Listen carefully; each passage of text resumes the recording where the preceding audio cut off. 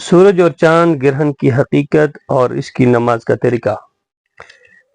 محترم سامعین و ناظرین، السلام علیکم ورحمۃ اللہ وبرکاتہ۔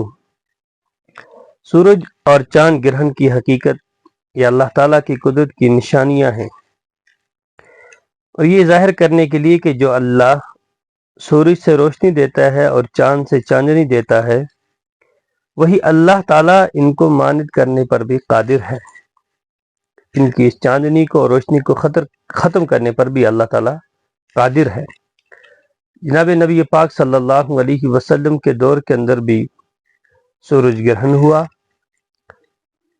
جب آپ صلی اللہ علیہ وسلم کے صاحبزادے حضرت ابراہیم رضی اللہ تعالی عنہ کا جب انتقال ہوا تو سورج گرہن ہو گیا تھا۔ صحابہ نے ایک دوسروں سے یہ کہنا شروع کر دیا کہ یہ جو سورج گرہن ہوتا ہے یہ کسی بڑے انسان کی وفات پر یا پیدا ہونے پر گرہن ہوتا ہے، کیونکہ اس وقت آپ کے صاحبزادے کا انتقال ہو گیا تھا۔ نبی پاک صلی اللہ علیہ وسلم نے اس بات کی نفی کی، فرمایا کہ اس کی کوئی حقیقت نہیں کہ یہ سورج یا چاند کا گرہن ہونا کسی خاص واقعے کے ساتھ ہے، بلکہ اللہ تعالیٰ کی قدرت میں سے ایک یہ ہے کہ اللہ جب چاہتا ہے تو ان کی اس روشنائی کو ختم کر دیتا ہے۔ نبی پاک صلی اللہ علیہ وسلم کے دور کے اندر جب چاند گرہن ہوا، یہ سورج کا گرہن ہوا، آپ نے کیا کیا؟ نبی پاک صلی اللہ علیہ وسلم بہت گھبرائے۔ روایتوں کے اندر آتا ہے اتنے گھبرائے، لگ ایسا رہا تھا کہ جیسے کہ قیامت آ گئی۔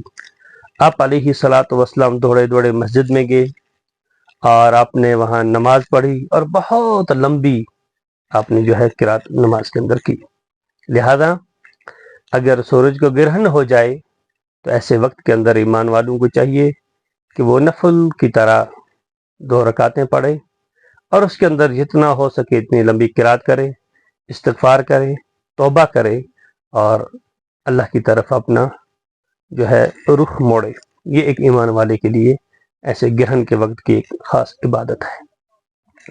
اسی طرح ایک بات یہ ہے کہ کیا حاملہ عورت ایسے وقت کے اندر اکثر پوچھا جاتا ہے کہ جب سورج کو گرہن ہو جائے تو حاملہ عورت جو ہے وہ باہر نہ نکلے یا کسی چھری وغیرہ کو نہ اٹھائے۔ یہ سب چیزیں بے بنیاد ہیں، یہ ہماری سنی سنائی ہوئی چیزیں ہیں۔ قرآن و حدیث کے اندر اس کی کوئی بھی اہمیت نہیں ہے، اور اس کے بارے میں کوئی بھی ذکر نہیں آیا ہے۔ لہذا جیسا حکم مرد کے لیے ہے ویسا ہی حکم عورت کے لیے بھی ہے کہ سب کے سب اللہ تعالیٰ کے ساتھ اپنا تعلق جوڑیں، استغفار کریں، اور ذکر و اذکار کے اندر تب تک رہیں جب تک دوبارہ چاند اپنی روشنی کے اندر آ جائے۔ اللہ پاک سننے سے زیادہ عمل کی توفیق عطا فرمائے۔